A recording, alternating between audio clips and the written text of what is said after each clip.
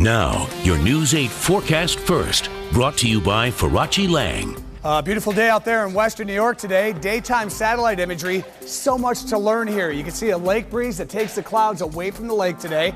And also look at the Finger Lakes here. Watch what happens. Never a cloud forming across the Finger Lakes because the air surrounding those lake waters so cool, so you can't create cumulus development. That is nifty. You gotta love it. Anyway, partly sunny sky for you and me. Temperatures around 81 right now. The wind off the lake at 16, eventually cooling us back into the 70s tonight. 8 o'clock, 73, and by midnight we're in the 60s, and we stay muggy through the overnight. Weather is quiet now, but we're tracking storms for midweek. Hear all about them next. News 8 at 5 starts right now. From WROC in Rochester, this is News 8 at 5 in high definition. This is breaking news from News 8. And good evening, everyone. We are following two major stories. First, a huge tornado has destroyed parts of the state of Oklahoma. When we say big, we mean historic. These are pictures taken from a helicopter just now flying over the scene. A live look in Moore, Oklahoma, where that tornado touched down about 3 this afternoon. This is the second time in 2 days twisters have ravaged that area. But this one could be one of the worst tornadoes on record. It has caused extensive damage. Once again, you are looking at live pictures from a news helicopter. We know several schools have been destroyed. The debris path of this tornado goes on for miles, and Scott's going to have much more on this coming up a little later in the newscast. Now, there's also news on Rochester's west side at this hour. More violence. Yeah, police are on the scene of a shooting right now. We're told a pregnant teenage girl has been shot. This happened just after 4 on Lynchford Park B in Rochester. The 17-year-old girl has been taken to Strong Hospital. Her condition is unavailable, and right now you are looking at police blocking the road there on Lynchford Street. A live look. Our cameras there on scene, the crew being told to stay back, but we expect to have an update for you as soon as information becomes available. But once again, a pregnant teenage girl has been shot on Lynchford Street. There has been a string of violence in Rochester over the last 10 days. And tonight, Police Chief Jim Shepard's calling on the community to help them stop the violence. This includes several huge fights near the Lilac Festival over the weekend. We've been following this story as well. It's developing all weekend and into today. Amy Young joins us now with more on what Chief Shepard is warning tonight. Amy? Yeah, Maureen and Kevin, police made 20 arrests in and around Highland Park over the weekend, especially Saturday night. Most of those arrested were charged with disorderly conduct. Now, Police Chief Jim Shepard sent a clear message to the groups that are ruining a good time for everyone else. Police know who you are, and you will be stopped. We're going to take care of business. This is video posted on YouTube of a fight that took place in Highland Park.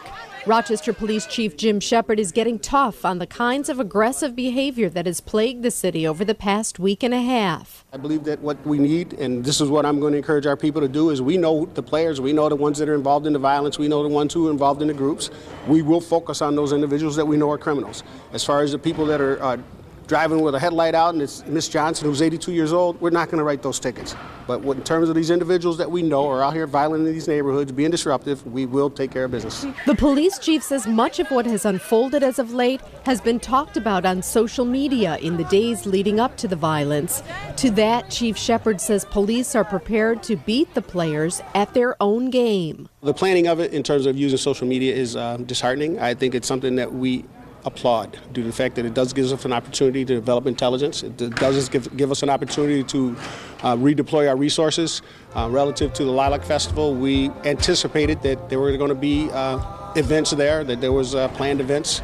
I think we responded well to those. I think the feedback has been very good in terms of our ability to address those issues. The chief is also calling on the community to be the eyes and ears of police, to alert police to activity before it happens, and certainly cooperate with police after the fact to ensure those responsible are held accountable. And again, Maureen, we don't know if the fight that you saw there on YouTube is related to the arrest. We want to be clear about that. Chief Shepard says the department will work with the Monroe County Sheriff's Department to patrol Ontario Beach State Park coming up for this weekend's Memorial Day holiday. He says the good thing about that location is there's only one way in and one way out. The water and back. That's right. Has the chief expressed any concern about whether this is gang activity? Because that has been a concern leading up to the Lilac Festival. Well, you know, Maureen, he does not call it gang activity, rather group activity, but he said 9 times out of 10, it is not random. Yeah, well, it's disturbing to watch that video. Indeed. All right, Amy Young, thank you. Kevin? I want to get you up to speed. Testimony underway today in the trial of a man and a woman accused of killing a Fairport teacher last summer. Mark Skirbo and Megan Merkel charged with manslaughter and DWI after a crash in Penfield. Fairport High School teacher Heather Boyum was killed while she was riding her bicycle. Allie Toohey has been in court all day and joins us live downtown with the latest. Allie? Kevin, emotional testimony really within the last hour from 21-year-old Danielle Scrum. She was the passenger in her own car when co-defendant Megan Merkel allegedly hit that teacher Heather Boyum.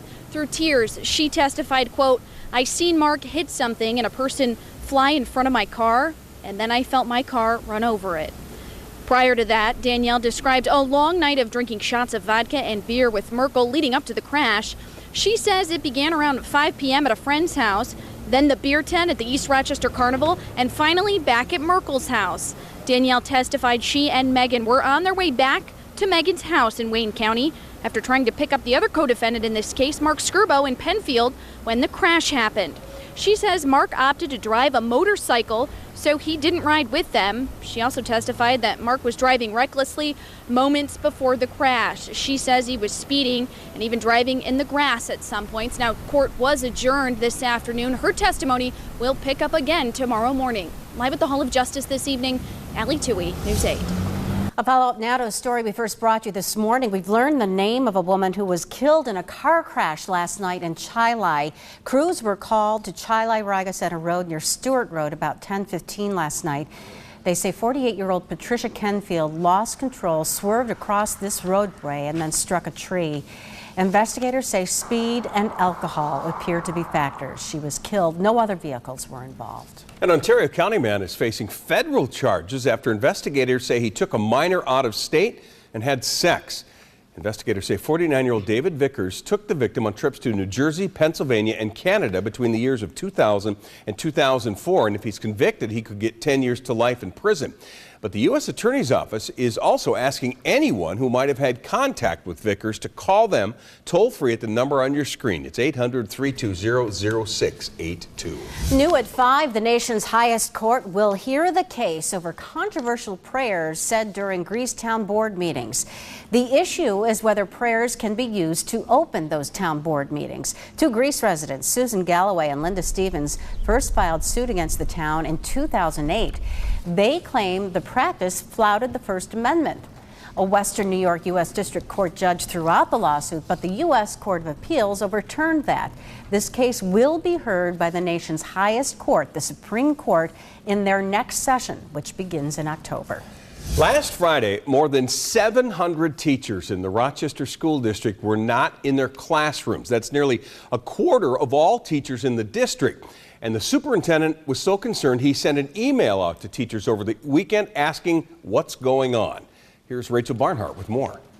Well, it was a record for this school year. 730 teachers either called in sick, took personal days, or were assigned to other work. The bottom line is they weren't in their classrooms. According to the teachers union, nearly half of those absent teachers were assigned to grading state tests or chaperoning trips, and that's why they were not in their classrooms. But the union admits many teachers are stressed out and taking so-called mental health days. The superintendent wants to get to the bottom of these absences. Bohan Vargas emailed teachers over the weekend saying, in part, reducing absences must be our shared goal if we are to improve academic achievement and provide a stable educational environment for students. I actually appreciated the respectful way in which the superintendent approached teachers. He didn't blame them. He didn't come to any conclusions. He said, we have a problem. And he's right. 20-25% of teachers being out on a given day, that is a problem. And the union pledged to work with the superintendent on this issue. Many teachers did reply to the superintendent's email, sharing their thoughts on absences. Their concerns range from morale issues to being assigned to too many testing-related activities that remove them from their students. Rachel Barnhart, News 8.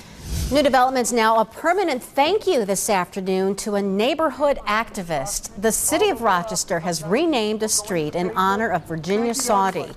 She spent many years as a member of Police and Citizens Together Against Crime, a community group, and she died a few years back. The dedication honors her for years of service and willingness to fight for what was right. Her daughter says she certainly was a fighter. She went after prostitutes in front of her house. She went after hookers. She went after drug dealers. She didn't back down from anyone. She's 4'6" and never backed down. Sauty Way is located off Emerson Street between Dewey and Fulton Avenues on Rochester's northwest side. Coming up on News 8, Memorial Day is right around the corner, and a local company is saying thank you. We'll tell you all about it. And next, the FDA has new rules when it comes to selling sunscreen. But some are not sitting well with experts, and we'll explain why. You're watching the team you can trust. Kevin Doran, Maureen McGuire, and Rochester's most accurate forecast with Chief Meteorologist Scott Hetzko. This is News 8 at 5 in high definition.